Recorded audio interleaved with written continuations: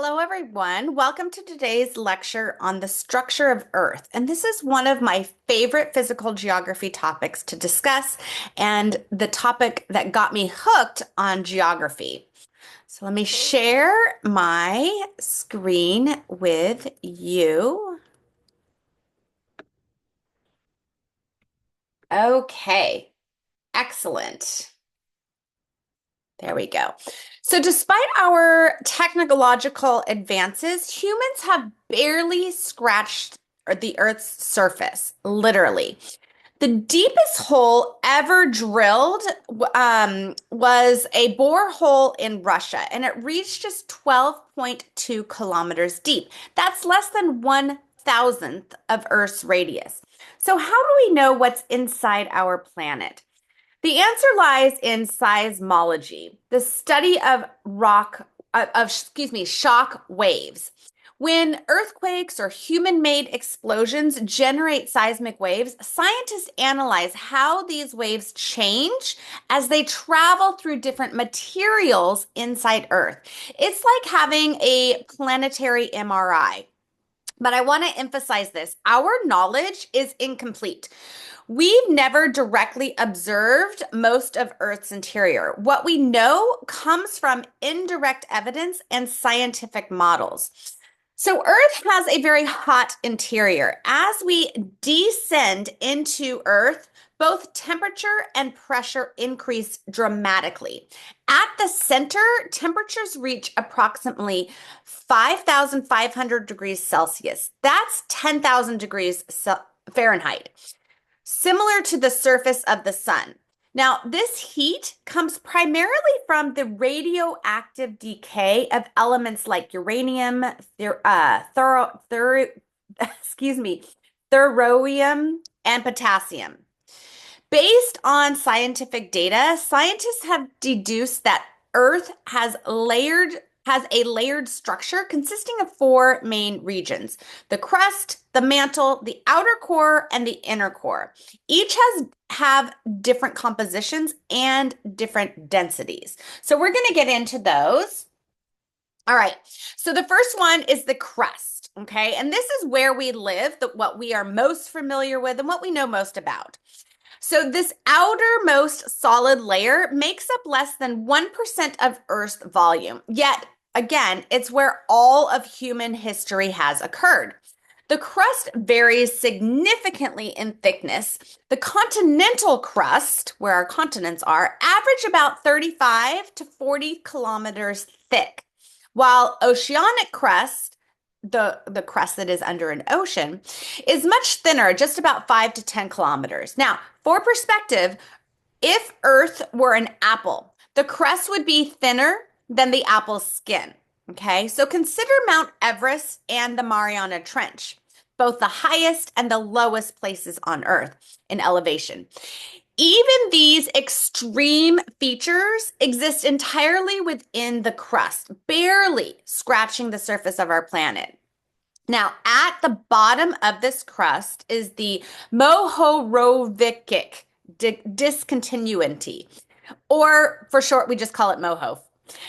So it's named after the Croatian seismologist who discovered it. And this boundary marks where the crust ends and the mantle begins. Seismic waves suddenly speed up when crossing this boundary, indicating a significant change in rock composition.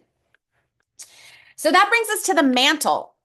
So beneath the crust lies the mantle, extending to a depth of about 2,900 kilometers. It is Earth's largest layer by volume, making up about 84% of our planet.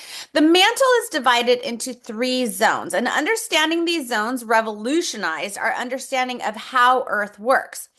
First, the uppermost mantle combines with the crust to form the lithosphere, which is a rigid layer of about 100 kilometers thick.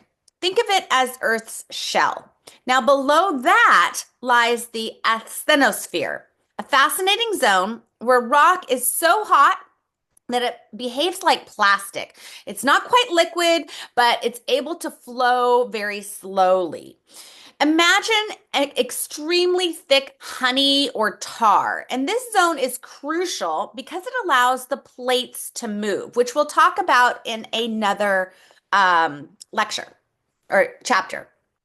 Now, to visualize this, think about placing rigid wooden blocks representing the lithospheric plates on a pan of warm honey or tar representing the asthenosphere.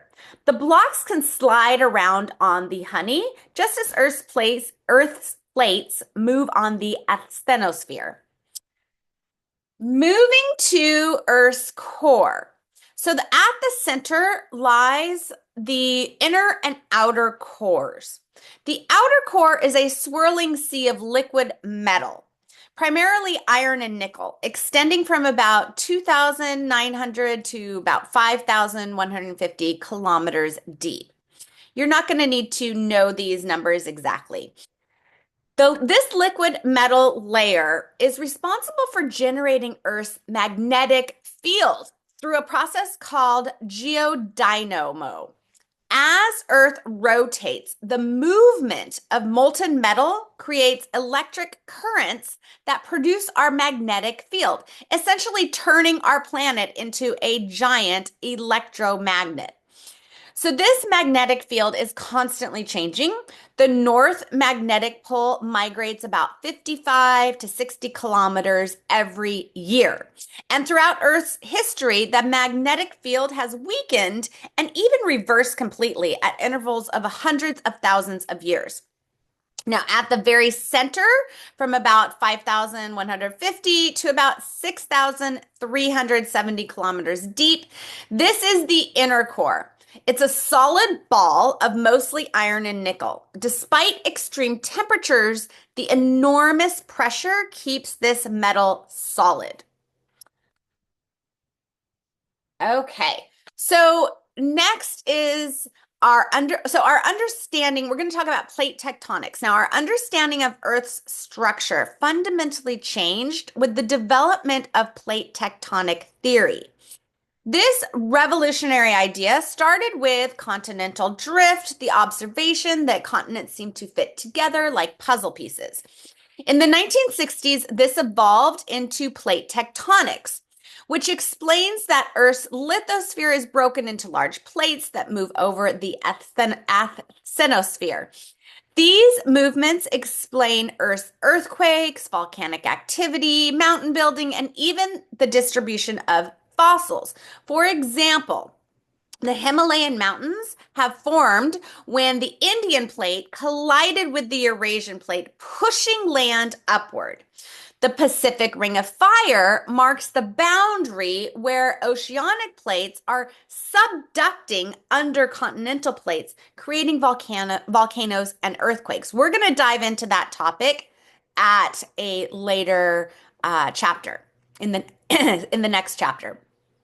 Okay, so to summarize, Earth's structure consists of a thin, rocky crust where we live, a massive mantle with floating asthenosphere that allows plate movement, a liquid outer core that generates our protective magnetic field, and a solid inner core under extreme pressures and temperature.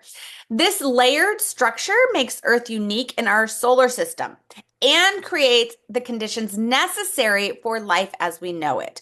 Now, remember that this model is still evolving as new research and technological advances develop.